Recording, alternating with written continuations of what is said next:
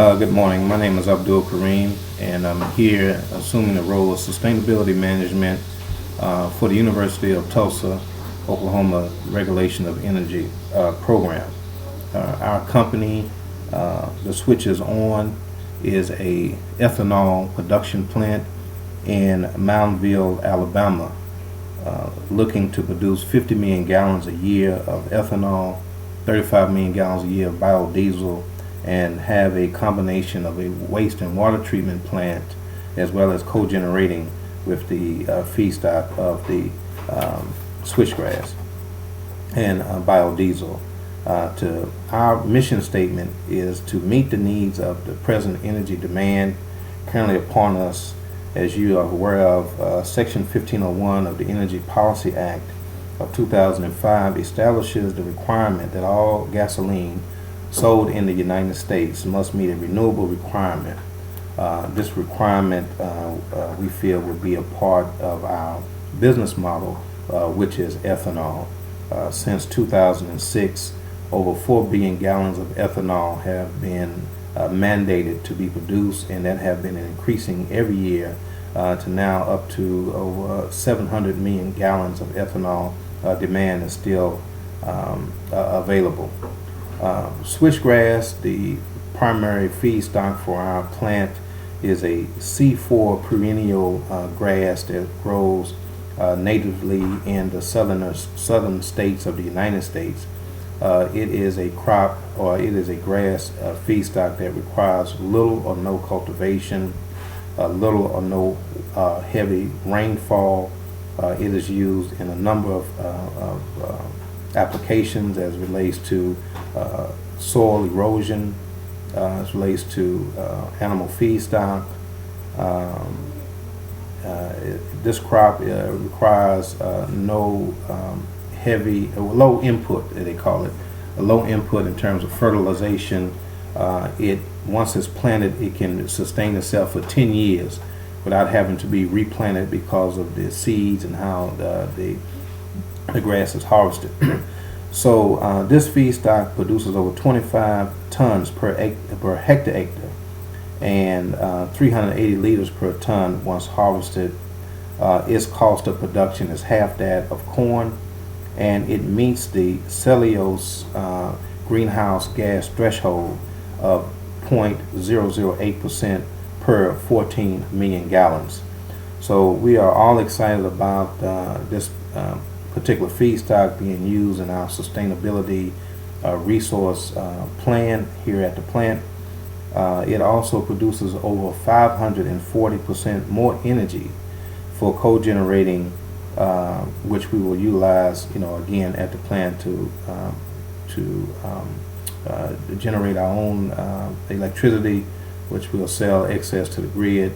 The waste and water treatment, of course, once the water is used in this particular process, it will be utilized again and separated for the local communities. The natural gas that will be used in place of diesel, and also as a part of our resource management plan, we are asking our suppliers to use renewable resources whenever possible, and if not, we will look to see if we can supply, for example, the trains that we use to transport our ethanol in the trucks to use biodiesel, versus regular grade diesel. So this Switch is On Energy is committed to developing energy resources safely and responsibly while protecting the environment. To fulfill this commitment, we developed and applied best practice technologies to utilize, as I mentioned before, our air, water, reduce emissions and pollutions whenever possible. We have an open transparency opportunity there. We encourage the government entities that regulate the environment to come. We have an environmentally energy plan with the local colleges because they have a environmental policy, environmental core curriculum. So we invite students there to come and help us to point out any areas that we can use for better utilization in terms of our performance, and also to track data-wise our impact on the environment as relates to producing our ethanol and biodiesel there at the plant.